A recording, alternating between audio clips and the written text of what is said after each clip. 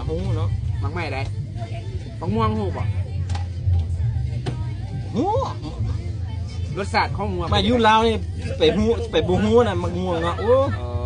รสชาติมักม่วงตอนดิบเป็นยังไงส้มธรรมดาส้มมักโม่หูป่ะโอ้วอเตอร์เมลอนวอเตอร์เมลอนเหรอวอเตอร์เมลอนเนาะมาค้ำกับคำดิบมันส่งมือกันคำซึ่งมันกับหวานฉันมักไข่ห้ำเนี่ย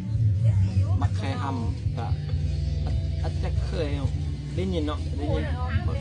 เคยกินบ่มักไข่ห้ำจะเคยกินอยู่เนาะเขาไปเขาเอ้าไปน้ำปลาได้กินแล้วมันด่ะเป็นยังหัวบ